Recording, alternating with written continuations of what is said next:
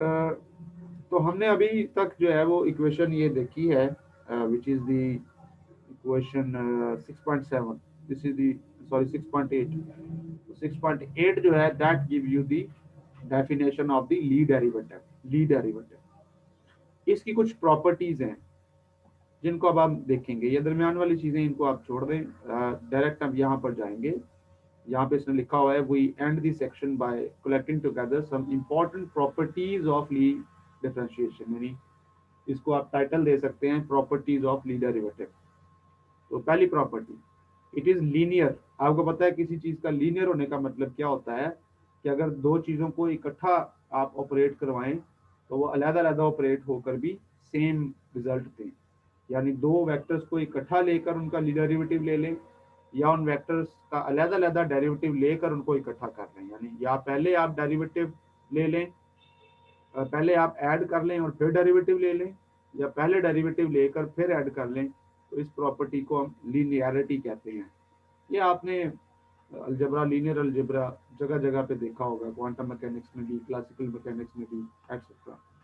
तो यहाँ भी यही है कि अगर एक वेक्टर वाई ए है और उसके साथ ये कोई कांस्टेंट है, स्केलर है लैम्डा, और एक वेक्टर जेड ए है, दोनों को कंबाइन करके ली डेरिवेटिव ले लें तो ली डेरिवेटिव अलग अलग होके भी सेम वैल्यू आपको देगा। ठीक है। उसके बाद दूसरी प्रॉपर्टी है इट इज लाइबनीज। लाइबनीज का मतलब क्या होता है कि ये जो आप जिसको प्रोडक्ट रूल कहते हैं ना डेरिवेटिव का, ये लाइबनीज रूल भी कहलाता है। लाइबनीज बेसिकली न्यूटन के दौर में ही एक बहुत बड़ा साइंटिस्ट था, लेकिन इसको लोग ज़्यादातर फिलोसोफर लेते हैं, साइंटिस्ट नहीं लेते। बड़ी इंटरेस्टिंग बात है कि लाइबनीज ने भी वही कैलकुलस बनाई थी जो न्यूटन ने बनाई थी। बल्कि ये कहा जाता है कि शायद लाइबनीज ने न्यूटन से पहले कैलकुलस बना ली थी, लेकिन लाइबनीज को वो क्रेडिट नहीं मिला बाद में। बहरहाल this is the product rule और इसको लाइबनीज रूल भी कहते हैं। क्या है कि दो डेरिवेटिव्स हों तो ली डेरिवेटिव उन दोनों को प्रोडक्ट रूल को सेटिस्फाई करवाता है, जिस तरह आम डेरिवेटिव्स में होता है, इसी तरह वेक्टर या टेंसर डेरिवेटिव में भी आप ये चीज अप्लाई करते हैं। तो यह देखिए एक वेक्टर है और साथ उसके एक टेंसर है, टू रैंक टेंसर है जेड बी सी। अब आपको क्या कर रहा है कि पहले जेड बी सी का डेरिवेटिव ले रहा है तो वाई को कांस्टेंट रखेगा, प्लस वाई का डेरिवेटिव लेगा तो जेड बी सी को कांस्टेंट रखेगा। तो प्रोडक्ट रूल इसके ऊपर लगता है। तीसरी प्रॉपर्टी है इट इज टाइप प्रिजर्विंग। इसका क्या मतलब है कि यहाँ देखें, यहाँ पर जो लेफ्ट हैंड साइड पे आपका जो टोटल टेंसर था वो क्या बन रहा था, इस प्रोडक्ट का टोटल रैंक कितना है। इसमें एक इंडेक्स ऊपर है, दो इंडेक्स नीचे हैं, तो टोटल रैंक इसका 3 है। और इसकी टाइप क्या है, ये 1 2 टाइप है, यानी एक इंडेक्स ऊपर और दो नीचे, 1 2 टाइप थी। तो आप देखिए यहाँ पर राइट हैंड साइड के ऊपर भी जो है जो आपको रिजल्ट मिलेगा ली डेरिवेटिव का वो अगेन 1 2 टाइप और 1 2 टाइप का ही मिलेगा। कहने का मकसद ये है कि ली डेरिवेटिव जो है वो टाइप चेंज नहीं करता टेंसर की, कि अगर पी क्यू टाइप के टेंसर का डेरिवेटिव लें तो उसका रिजल्ट भी एक टेंसर ही होगा जो कि पी क्यू टाइप का टेंसर होगा।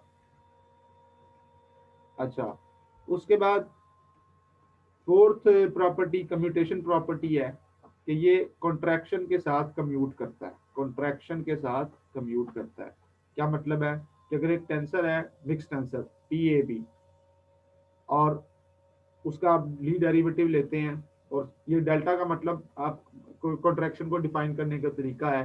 बेसिकली आपको याद है कॉन्ट्रैक्शन का मतलब होता है कि किसी मिक्स टेंसर में अपर इंडेक्स और लोअर इंडेक्स को बराबर करना। तो अपर इंडेक्स और लोअर इंडेक्स को बराबर डेल्टा फंक्शन भी करवाता है, क्योंकि आपको पता है कि अगर वो बराबर ना हो तो वो जीरो कर देता है उस चीज को। तो बहरहाल यहाँ कॉन्ट्रैक्शन की तो ये टी ए जो है वो आपको मिला, यहाँ पर ये मिल गया। तो कहने का मतलब ये है, ये कम्यूट कम्यूट करने का मतलब ये है कि डेल्टा आप इधर लगा लें या इधर लगा लें एक ही बात है। जब भी इंडेक्स बराबर होंगे तो ये डेरिवेटिव इस तरह से डिफाइन हो जाएगा। ठीक है ना, तो ये कम्यूट विद कॉन्ट्रैक्शन का मतलब ये होता है। अच्छा, इसके बाद नेक्स्ट इसकी जो प्रॉपर्टी है वो है, अभी तक आपने वेक्टर और टेंसर दोनों के डेरिवेटिव डिफाइन किए थे। अगर स्केलर फील्ड आपके पास आ जाए, स्केलर फील्ड को आमतौर पे फाई से रिप्रेजेंट करते हैं क्योंकि इसके इंडेक्स कोई नहीं होता, तो इसके लिए A B C X Y Z T वगैरह इस्तेमाल नहीं करते, तो ये ग्रीक लेटर इस्तेमाल कर लेते हैं स्केलर के लिए। तो स्केलर का ली डेरिवेटिव लिखे तो वो क्या होगा, वो सिंपली एक्स ही आ जाएगा, क्योंकि आपको पता है कि ये जो एक्स होता है ये स्केलर फील्ड होता है। एक्स को आपने ऑलरेडी डिफाइन किया हुआ है एक्स ए डेल ए के साथ, दोनों इंडेक्स सेम है, नेट इंडेक्स आपके पास कोई नहीं होता जो फ्री इंडेक्स होता है, तो ये इस तरह से इसको डिफाइन करते हैं। तो स्केलर का जो फील्ड का जो डेरिवेटिव है वो सिंपल वही ऑर्डिनरी डेरिवेटिव पार्शियल डेरिवेटिव ही होता है, उसके साथ आप एक्स ए को मल्टीप्लाई करते हैं। अच्छा, फिर सिक्स्थ प्रॉपर्टी है कि अगर आप एक कॉन्ट्रावेरिएंट वेक्टर लें तो उसका उसको किस तरह से डिफाइन करेंगे, और कोवेरिएंट ले तो उसको किस तरह से डिफाइन करेंगे। एक चीज जरा देखें, मैं वापस जाता हूँ।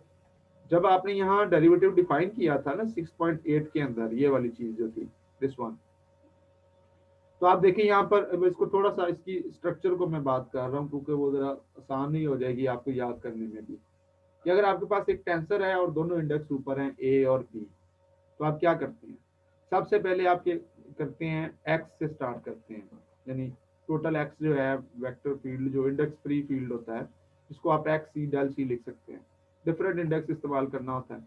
तो पहली टर्म हमेशा जो है वो इसके साथ आएगी और मल्टीप्लाई में वही टेंसर आ जाएगा जो आपने लेफ्ट हैंड साइड पे लिखा हुआ है, पहली टर्म सेम आ जाएगी X time T A B, where X जो है वो एक्स सी डेल सी होता है। माइनस क्या हुआ, माइनस आपने ये करना है कि अब इस डेल को इस एक्स के ऊपर शिफ्ट करना है, तो ये दो टर्म्स आएंगी, दो इंडेक्स होंगी तो दो दफा माइनस टर्म आएंगी, तीन इंडेक्स होगी तो तीन दफा माइनस टर्म्स आएंगी, पहली टर्म वही आनी है हमेशा, आगे जो जितनी टर्म्स आनी है वो इंडेक्स पे डिपेंड करती हैं। तो चूंकि यहाँ टू रैंक का टेंसर था, तो दो जो है वो दो दफा ये डेरिवेटिव्स आएंगे, डेल एक्स सी एक्स बी और डेल एक्स सी एक्स ए, यानी एक दफा आपने ए के लिहाज से ए वाले इसके ए कंपोनेंट को डेरिवेटिव यानी लेना है, और एक दफा इसके बी कंपोनेंट का डेरिवेटिव लेना है एक्स बना के। यानी ये देखो यहाँ पे उसने क्या किया, टी ए लिखा और बी की जगह पे उसने इंडेक्स चेंज कर दिया, बी की जगह पे सी कर दिया, और फिर सी को आप उसने डेरिवेटिव ले लिया एक्स का बनाकर और बी फिर आगे लिख दिया। दूसरी दफा क्या किया है कि बी को लिख लेगा और ए की जगह पे सी लिख लेगा और फिर उसकी जगह पे ही आ जाएगा। ये था जब आपने टू रैंक टेंसर लिया। अब अगर आप वन रैंक टेंसर लेंगे तो उसमें कन्फर्म है आपको कि ये आखिरी वाली टर्म नहीं आएगी, जस्ट पहली दो टर्म्स आएंगी। तो यही चीज है जो उसने आगे डिफाइन की है। फिर ये कि ये ऊपर वाले इंडेक्स हैं, यानी कॉन्ट्रावेरिएंट के लिए ये माइनस आता है। अगर कोवेरिएंट इंडेक्स हो, कोई इंडेक्स नीचे होता और उसका डेरिवेटिव लेते तो फिर आप यहाँ प्लस लगाते। तो ये नीचे अभी क्लियर हो जाएगा आपको यहाँ पर। ये जो सिक्स प्रॉपर्टी है, सिक्स प्रॉपर्टी है कॉन्ट्रावेरिएंट वेक्टर फील्ड, एक इंडेक्स का ली डेरिवेटिव लिया तो ये देखें लास्ट में सिर्फ एक टर्म आ गई है माइनस के साथ। माइनस क्यों आ रहा है, क्योंकि ये कॉन्ट्रावेरिएंट है और पहली टर्म वही आ रही है। तो वाई ए के साथ पहली टर्म क्या आएगी, X Y, where X is this thing, minus फिर वाई आएगा और डेल एक्स आएगा, जहां पे आप वाई का इंडेक्स चेंज कर देंगे, ठीक है ना। तो वाई की जगह ए की बजाय उसने बी लिख दिया और उसी के साथ डेल बी और एक्स ए लिख दिया, ए जो है वो एक्स के ऊपर चला गया। सिमिलरली अब आप यही काम किसके लिए करेंगे, ये अब आप काम करेंगे कोवेरिएंट के लिए भी, ठीक है। तो उसमें इंडेक्स नीचे आ गया, अगेन ए की टर्म आई लेकिन अब माइनस की जगह प्लस आ जाएगा, बाकी सारे रूल्स वही होंगे। कि पहली टर्म जो है वो एक्स होगा जिसको उसने एक्स बी डेल बी लिखा हुआ है, और वाई ए वैसे ही आएगा, वही आएगा जो पहले था, प्लस अगली टर्म लिखने के लिए वाई ए में ए की जगह इंडेक्स चेंज कर देंगे बी और उसको एक्स के ऊपर ले जाएंगे और derivative respect to that index आ जाएगा जो आपने रिप्लेस किया था।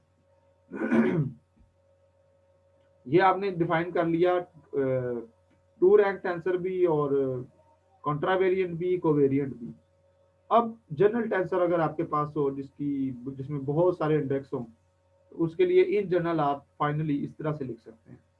तो मतलब ऊपर बहुत सारे इंडेक्स हैं, ए है, ठीक है, डी है, सी है, डी है, बहुत सारे टेंसर इंडेक्स हैं, नीचे भी बहुत सारे इंडेक्स हैं। तो ये एक बहुत ज्यादा रैंक वाला कोई टेंसर है।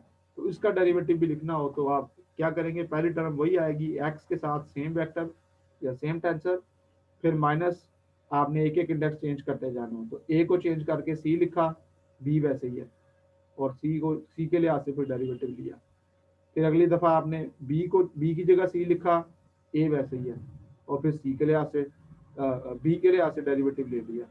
फिर प्लस कोई और टर्म भी आ जाएगी और ये माइनस साथ आ रहे हैं, ठीक है। तो अगर आप ऊपर वाले इंडेक्स की बात करेंगे तो माइनस लगाएंगे, और अगर नीचे वाले इंडेक्स की बात करेंगे तो प्लस लगाएंगे। यानी ये एक रूल उसने जनरली आपको डिफाइन करके दे दिया। तो this is how you define the derivative, और ये उसकी सारी जो है वो प्रॉपर्टीज हैं।